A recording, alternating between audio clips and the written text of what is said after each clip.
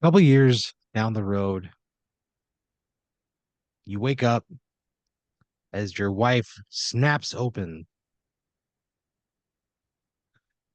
the blinds. Sun pours in, hits you right in the face, right? Wakes you up. She says, "Good morning, honey." And it's like Morning. literally 5 seconds after you've been ripped out of a deep, deep sleep. You Okay. were in the middle of having a dream. You've been having excuse me. You've been having like it's not like a recurring dream, but you've been having like a lot of dreams from like the same reality lately. So Oh, okay. like a lot of times when you dream that you're like a James Bond style character. Okay. You tell everybody your name is Dean, Pat Dean. It's one of those. You were rescuing Halle Berry from a burning building.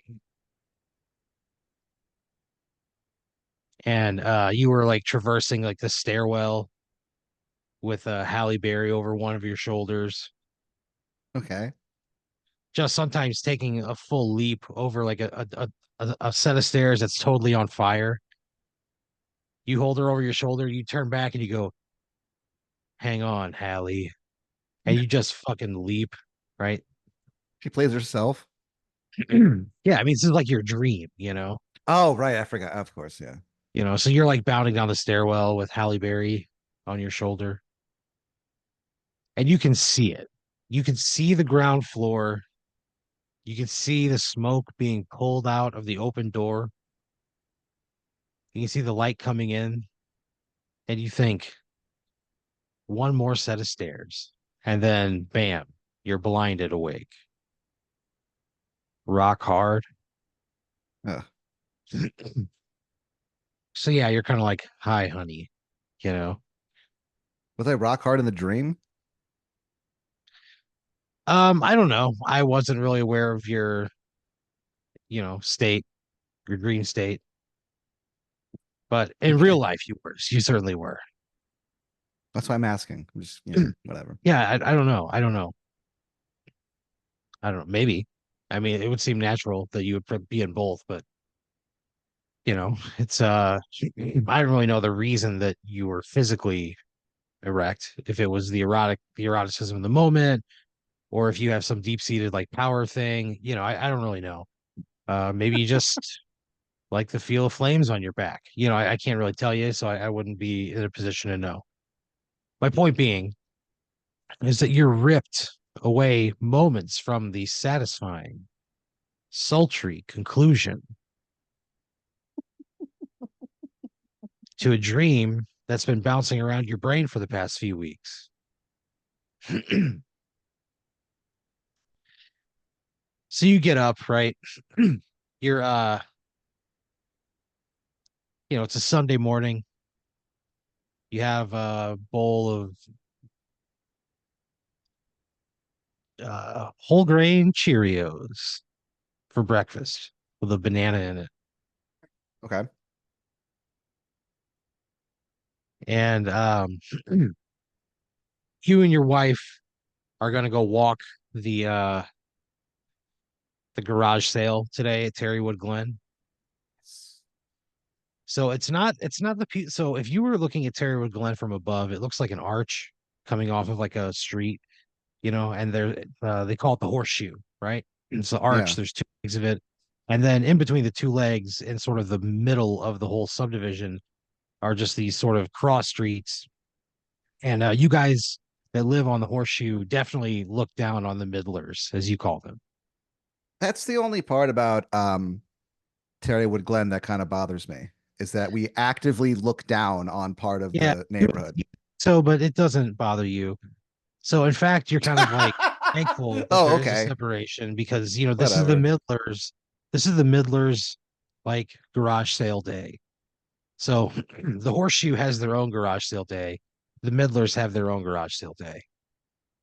And really, it's just like a dick swinging contest, which one's going to make more money? Which one has the higher dollar item? Well, it's the people on the shoe. Yeah.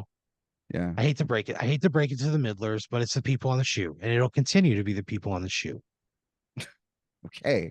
That's just how it is. Sorry. But the people on the shoe are just participants today. They're not the heart and soul of the event. That's the Yeah. middlers. So it is a day where you dress in all white. So does your wife. Everybody from the shoe dresses in all white, and they descend upon this yard sale, right? Of the middlers. And you guys just walk up and down the streets, noses in the air, Oh, come on. just judging. My wife goes along with this. Yeah, it's something that you guys do. Who is she, by the way? Her name is uh her name is Terry. Terry. Terrie. And Terry lives in Terrywood Glen. Yeah, she does now. Now that you guys moved in. All right. Whatever. You've So been we're there for kind a of being couple of dicks right years. now. Yeah, I mean kind of, but it's really just, it's tradition. That's what it's all couched as. Okay. It's tradition. You guys have like the monthly Terrywood Glen meeting in the community house, and at the end of it, everybody who's a middler knows they have to get up and leave so that the people on the horseshoe can conduct their business. Hmm. It's just how it goes. So you and your wife, Terry, are walking up and down, or should I say, left and right, back and forth. You're walking through the middler's domain, you know. You're seeing cars parked on the street. You don't have that on the fucking horseshoe. Everybody keeps their cars in the garage. What is the street called? I mean, there's like six streets in the middle Oh, of okay. the Middlers. You're on street.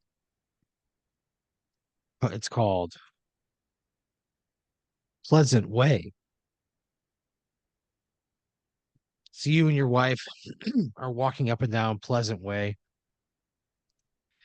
There is a new family to the TWG that you haven't yet made your acquaintance, and that's part of the other thing too. Is that this is the time of year where people they socialize together. They say hello. Hey, we haven't met yet. I'm so and so over here.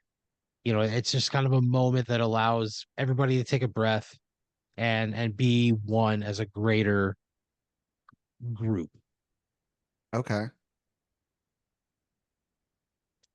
So you're walking up and down Pleasant Way. You come upon this new family, the Borov family, Borov. Where are they from? Um, so you kind of like walk up to them, right? There's a woman. She has like she's selling like fabric dolls. She's like, I make these. She has a thick Russian accent. Okay. And you guys say like, oh, hello, I'm sorry we haven't had a chance to meet you. We're the deans, and you kind of point, back in the direction. And the woman's like, you live on the shoe? And you're like, yes, we do. And she kind of like smacks her husband and then kind of like, hey, look at these guys. He stiffens up. Like we should take these guys seriously now, kind of a thing. Yeah, that kind of a thing. Okay, that's funny.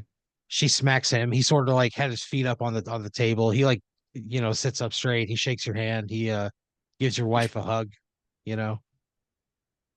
They say that they moved here from Russia about 6 months ago. Her husband, uh, Eugene Borov,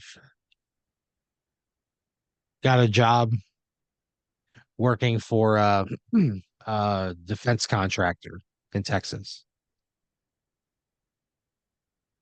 So they're like, hey, we're basically like, we're new to America. We knew we were moving, so like we both learned the language, like, we're citizens now, all this stuff. They go, but this is like paradise compared to where we're from, you know. Sure. So you're talking to them, and honestly, you're having like a pretty good time.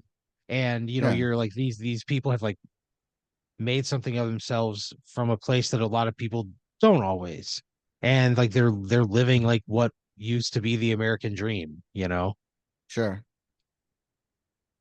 You see she has like some stuff for sale. You buy like one of the fabric dolls. And she has like some baked goods. She goes, "Let me get you special bread," right? She Right. goes inside, comes back out. She has like a loaf of banana bread. She's got two of them in her hand, right? She goes, "Fresh baked." She puts it on the table, right? You give her some money for it, whatever. You walk away. You forget your banana bread there. You kind of like turn back at the end of the block. You go, "I forgot the banana bread." And your Yeah. wife is like, "Just let it go." And you're like, "There's no way I'm leaving that banana bread. It looks so good. It was fresh. You're like, "I'm not gonna leave banana bread behind." Yeah. A lot of people don't like banana bread, but I do enjoy it. You turn back around, you kind of hustle back to the table. Uh she's no longer there, but her husband Boris is. He sees you and he kind of goes, "Oh, hello, Mr. Patrick." What's And up, you're like, man? "Hey, I forgot my banana bread." And he goes, "Oh, so sorry." Right? He grabs it. He grabs you a loaf of banana bread right Thank where you. right where she was sitting. He tosses it to you. It's a perfect fucking spiral. You catch it in It's your outstretched hand against a high noon sun. The back of your palm warms from the rays. man. He looks at you. He goes, "See you around." He goes back to watching some soccer or something on his phone. It's quite the arm on you, buddy. He just laughs, puts his earphone back in. Clearly the conversation is over. Sure. So you go back, right? You show your wife, she kind of rolls her eyes. You guys spend another hour or so just sort of walking through the middlers, judging them, looking at their wares. You don't really spend much more money, but you do take the long way around. You walk the backside up the shoe, just kind of enjoying a day out with your wife. You get back home, you throw like a mixed grill on. You got some beef tenderloin, got a little bell pepper, a little onion, some mushroom, make a little kebabs, Oh, cool. seasoned, marinade, right? The whole shebang. The whole shebang. It's a nice day. You just kind of have the back door open, coming and going. Your wife's inside. She makes some potato salad. Hell yeah.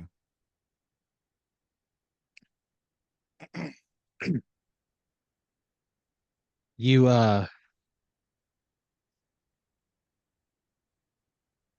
bring the mixed grill in from outside, lay it out on the kitchen table. You guys share a nice meal. You just kind of look at each other. You don't talk a lot. You're just kind of looking at each other. We don't talk a lot. No, you're not talking a whole lot. You're just more looking at each other. You're just taking the other one in. It's a very kind of quiet, sweet moment. After you after you finish your meal, you kind of like nod upstairs. She nods, and you guys go up and go to Hell, Pound Town.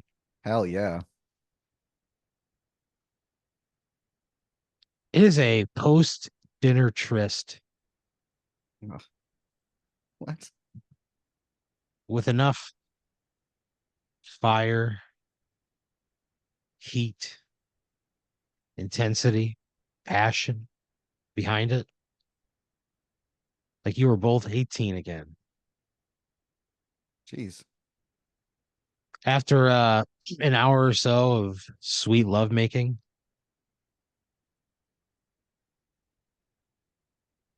and the necessary cleanup that comes with that in some cases, Sure.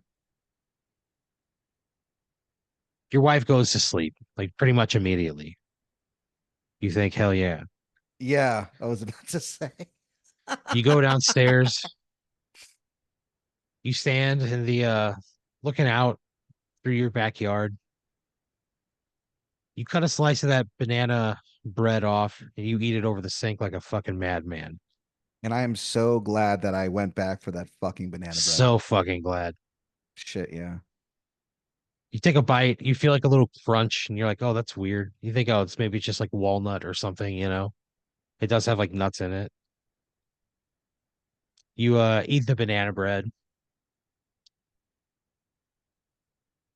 you dust the crumbs into the trash or the garbage disposal in the sink. You run some water down, washing them away.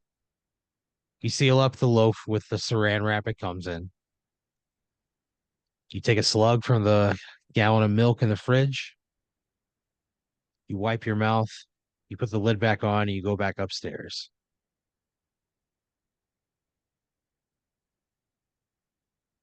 You wake up the next morning. Your alarm goes off like 7 a.m. Your wife gets out of bed, You get up, you're like, I'm gonna go make breakfast or whatever. So you go into make breakfast. You get the eggs out, you get the bacon out, you got a pan on the stove, and you hear like a bang, bang, bang at your front door. And you look out, and it is Mrs. Boroff. What the fuck? You Yeah, I open think I just your opened. Yeah, I would just open the door.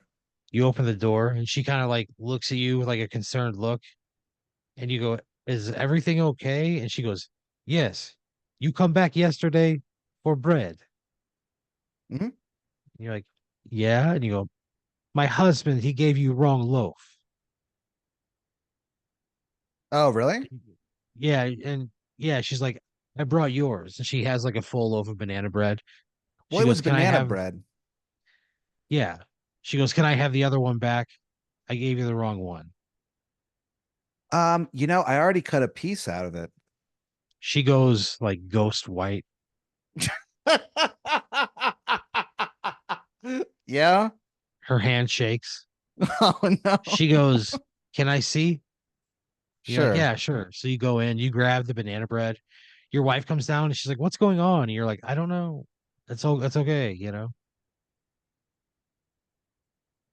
You walk to the front door, you show her like that you took off a piece. She she holds it in her hand. She pulls like a something up on her phone, like some kind of an app. Mhm. She holds the phone over the loaf of bread and is like moving the phone back and forth over like she's taking a video of it or something. And you hear her go to herself, she goes, "No." And then she like turns the phone at you and you're just kind of standing there like, "What?" Yeah, And what she am I takes looking a at? and you hear the phone like start beeping. It goes beep beep beep.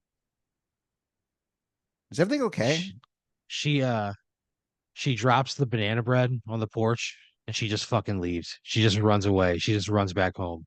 Hey, wait. What's wrong? She takes off. She's like running down the street. Huh. You hear her sobbing as she goes. Oh, come on. Oh no. All right. I guess I go in and tell my wife what just happened. So your wife's like, so you number one, she goes, "You open up that banana bread without me. Fuck you." What? Number two, she said she took a picture of you and her phone beeped. She goes, "What are you talking about?" What? I don't know. That's what happened. We exchanged banana breads, and then she got. I guess I took a bite of it or took a slice out, and she got really upset and like fled. She goes, "Pat, that is the most ridiculous thing I've ever heard in my entire life." What do you mean? She goes, "What do you mean? You took a bite out of her bread and she just left?" Yeah, I'm telling She you. got a Yeah, that's what happened. She's like, Pat, that doesn't make any sense. Well, what do you think happened? She goes, I don't know. I wasn't there, but she goes, I think you're having too many of those dreams again. That you're what was it? A 007 Pat. She goes in a British accent. She goes, my name's Dean, Pat Dean. Oh, she knows. Yeah, you've told her about it. Oh, damn it. She goes, who was it Um, this time? She goes, was it Halle Berry again? yeah, It's either Halle Berry or uh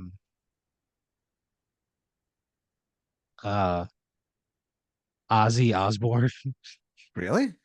That's kind of Yeah, funny. All right, that would rule. I grew up loving but it's Ozzy Ozzy Osbourne. I would Osbourne love to with save his big life. jugs. Oh, okay. Big, you know, it's like dream jugs. You know how like dream, it's just Dream a weird jugs. thing. Yeah, yeah. It's just like a thing that it's just like a weird glitch in the dream. Like Ozzy doesn't have jugs, but in your dream he has these big, beautiful jugs. Okay, whatever.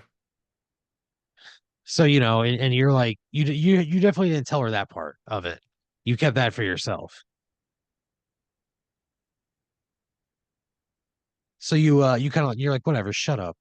She goes, so you mean to tell me there's an extra loaf of that banana bread that you haven't opened? And you're like, Yeah, yeah. And she just kind of like walks past you and she goes out and picks it up. So she goes, so how was it? And she cuts herself a slice. good.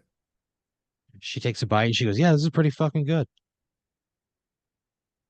She goes, I don't know what this other thing you're talking about is. She goes, but this banana bread is very good. Yeah, it's been a really, really, really weird morning, man. I don't really know how to process any of this. Yeah. So you make your breakfast, right? You have your morning breakfast and your look over the newspaper. You go straight to the horoscopes. You always read your horoscope every single day. And you go, I don't believe any of this shit. But you read it every fucking day and you think about it all day long and it really guides a lot of your actions. All day long. Yeah. I mean, when you're faced with a choice, you think about what your horoscope that day said. Hmm. And then you're Okay. like, yeah, I guess I would do that. But you just go, I don't believe any of this horse shit. Well, I'm a Cancer. What does my horoscope say? Your horoscope says, it just says someone new in your life is leaving. Don't Oh, ask why, just move on. Your lucky numbers are 12, 14, 6, 7, 1. that's so many lucky numbers. I can't remember all that. And then underneath at the very bottom of the page, it says, too many lucky numbers. Send us a note. And they leave their editor's email address. I'm not gonna email. I'm not And gonna then there's an bother. asterisk. And then underneath it, it says, we will not be changing the lucky numbers format. All right. 'Cause there's What? a group of people, there's a group of people who love this, the astrology part of the newspaper, but Yeah. they do not agree with the sheer amount of lucky numbers, you know. They're opposed to So it. for sure. Are they an And organized like, group or is this just like a lot of oh yeah, people well it, who it is now. It wasn't always organized, but there was a Facebook group that, sprouted up after some people on like message boards were complaining. A lot of people were like, if they're all lucky numbers, none of them are lucky numbers, you know? yeah. And just a lot of people complaining about it. And several people on like this message board were like, yeah, we emailed the editor and they leaked the editor's email address. They leaked the editor's home address. They They leaked just the dox this guy? address of his children's schools and their schedules. Like people Jeez. were What? fucking pissed. Yeah. Yeah. The astrology editor started carrying a gun, like it was Whoa. bad news. Somebody put sugar in her gas tank. It was awful. How did it resolve? Yeah, she was driving out of town. She got a job Jeez. with a Cleveland paper, and her life is dramatically different, and she'll always have to look over her shoulder. But Always I will say that at her next stop, she did reduce the number of lucky numbers from like seven to six. But the new guy that's he's kind of a real hard ass. And this paper has done their lucky numbers this way ever since they started. And his a stance hard on it ass is astrologer. he's like, well, yeah, he's like, I'm a newspaper guy. I'm a man of tradition. He goes, and Yeah. I don't think it's time for us to make that kind of change right now, especially considering the behavior of the people that we're trying to serve. Oh, And he took like a real hard stance to it. So yeah, I mean, there's like, you get into the newspaper every day. There's a lot of drama in it, and wow. it guides your thoughts, it guides your actions. So it's Monday, right? You have your breakfast that morning with your wife. She goes to leave for her job. What does she do? Uh, she works as a chef to the stars. Wow. Yeah. She can tell you how LeVar Burton likes a Caesar salad, you know. Okay.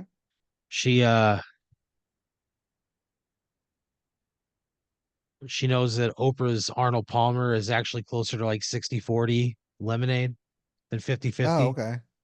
That kind of stuff. Insider food information. Insider food information. Okay. What do I do? Am I still doing Valve or comedy or what's going on? Yeah, I mean, yeah, you're like doing comedy every now and then, you have a day job where you just sell steel, you know. Okay. Somebody goes, "Hey Pat, here, call these numbers, see how much steel these fuckers want." And you just sell steel all day long. And you're pretty good at it. You make Okay. decent money. You've got a house out in the suburbs, right? So you go into your office, right? You spend a whole day on the phone just selling steel, just slinging steel all over the fucking globe, right? They call you Pat the Whip. That's how much steel you're slinging all over the place. What? What? That the whip? Like Yeah, WHIP? yeah. I don't know about that one, man. Because you're just whipping these guys on deals all day long, The you whip. know? Pat the Whip. It's never the whip. It's always Pat the whip. Oh, it's always Pat the Whip. All right. So I guess you that's fine. you spend a whole day slinging steel. It doesn't like take it out of you. It's actually kind of fine. It's kind of nice, whatever. It's not bad. It is neutral. Uh you drive home in your fucking car, right? You're thinking about like, man, I just had like it was just a weird day. I just want to like go home. I want to stay in. I want to cook dinner, and I just want to watch something with my wife and go to bed early. Like that. I just want to. It's kind of like that. Fucking Like I've just A. had, I've just had enough, right? So that's what you decide to do, right? You hang a left into Terrywood Glen. You're heading up a shoe. You live at like 11 o'clock. If this were a clock, you'd live about 11. You're heading up there, and you look off to the right, and you see Mrs. Borov standing on the street with her cell phone out, and she's like holding it out, looking at you, and you like look up and you lock eyes with her, and she just like kind of starts running back down her street. What do you do? Wait, who is that? Mrs. Borov, the Russian lady who sold you the banana bread. I just run away. I that was You I run don't want to away. talk to her. Yeah, no, I would let her run away. I want to interact at all. So you let her run away. She's just running down her street. Again, Fucking weirdo. you just hear like sobbing. You pull into your driveway and you kind of like you honk the horn because you see your wife in like the bedroom through the bedroom window upstairs.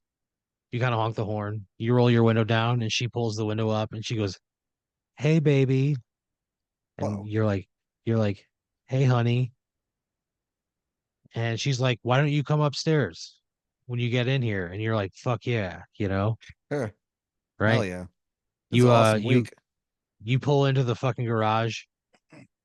You close the door behind you, and in complete blackness, you get out of your car, right? You take it's just like it's just instinct at this point. It's like three steps towards the handle of the door. You find it in the dark every single time, right? Every Okay. day. You take one step, two step, and then you feel just a hand across your face, and you What? hear a Russian voice go, "Give me the chip."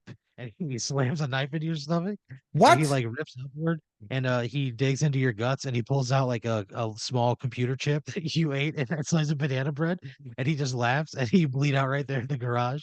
Your wife I was upstairs laugh. for like 10 minutes waiting, and like she comes down, she goes, "Pat, Pat," and she doesn't see you outside. And then she opens the door and just fucking screams. You're Oh laying there lifeless, man. your blood draining downward and with the slope of the garage. And the garage door, she hits the button and the garage door comes open, filling the room with light. And just at the very edge of the periphery is Mrs. Borov with her cell phone out, just tears streaming down her face. And For some reason, she's on her phone, she's watching like she's got a map out, and she sees like a car speed away from your house, and she watches like a little blinking tracer just sort of in the car following away. And then she looks up and she sees the blood start to run out from your garage onto like your sloped driveway. And it's just moments before it's in the gutters. man. Yeah.